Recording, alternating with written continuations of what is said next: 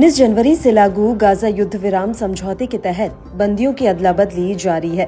अब तक 4 बार बंदियों की अदला बदली हुई है। इसमें हमास ने इजरायली बंधकों को मुक्त किया है, जिसके बदले में यहूदी राष्ट्र ने फिलिस्तीनी कैदियों को रिहा किया।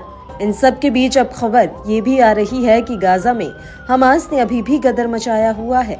ऐसा हम नहीं कह रहे, बल्कि यूके की मीडिया की तरफ से ये दावा किया गया है।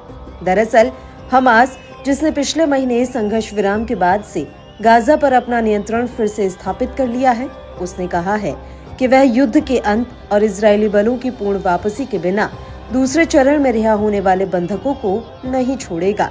इससे ये बात तो साफ हो गई है कि गाजा में हमास अभी भी शांत नहीं बैठा है। इस बात का दावा यूके मीडिया की तरफ से भी किया गया है।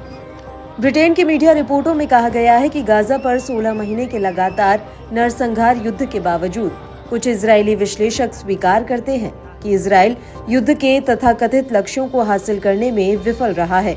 उनका कहना है कि फिलिस्तीनी प्रतिरोध आंदोलन हमास अभी भी शासन कर रहा है।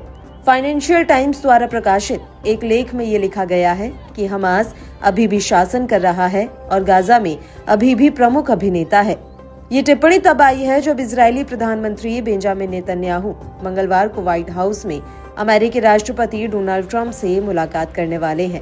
बैठक में इस बात पर चर्चा होने की उम्मीद है कि पिछले महीने जिस अस्थायी युद्ध विराम पर सहमति बनी थी, वह स्थायी हो जाएगा या फिर नहीं। ये स्पष्ट नहीं है कि ट्रंप इन सब में कहां खड़े हैं। वह इजरायल के कट्टर समर्थक रहे हैं, लेकिन उन्होंने मिडिल ईस्ट में युद्ध समाप्त करने का भी वादा किया था और संघर्ष विराम समझौते में मदद करने का श्रेय भी लिया था। इस समझौते ने लड़ाई को रोक दिया है और 18 बंधकों की रिहाई का रास्ता खोल दिया है, जिन्हें 15 महीनों से अधिक समय से बंधक बनाकर रखा गया था। साथ ही इजरायल द्वारा कैद किए गए सैकड़ों फिलिस्तीनियों को भी रिहा किया गया है। इजरायली मीडिया के मुताबिक वॉशिंगटन के लिए उड़ान भरने से पहले प्रधानमंत्री ने कहा कि अमेरिकी राजधानी में उनकी बैठकों में इजरायल और क्षेत्र के सामने मौजूद महत्वपूर्ण नाजुक मुद्दों पर चर्चा होगी।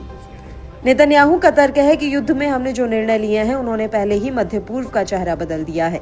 हमारे निर्णयों और हमारे सैनिकों के साहस ने नक्शे को फिर से परिभाषित किया है, लेकिन मेरा मानना है कि राष्ट्रपति ट्रंप के साथ मिलकर काम करते हुए हम इसे और भी बेहतर बना सकते हैं। इजरायली पीएम ने कहा कि मेरा मानना है कि हम सुरक्षा को मजबूत कर सकते हैं, शांति के दायरे को व्यापक बना सकते हैं और ताकत के माध्यम से शांति के एक उल्लेखनीय युग को प्राप्त कर सकते हैं। रिपोर्ट के मुताबिक युद्ध विराम और बंधक समझौते की शर्तों के अनुसार समझौते के दूसरे चरण के लिए वार्ता पहले चरण के 16वें दिन यानी आने वाले सोमवार से शुरू होनी चाहिए। बता दें, 19 जनवरी से लागू गाजा युद्ध विराम समझौते के तहत अब तक 4 बार बंदियों की अदला बदली हुई है। इसमें हमास ने इजरायल बंधकों को मुक्त किया है, जिसके बदले में यहूदी राष्ट्र ने भी फिलिस्तीनी कैदियों को रिहा किया।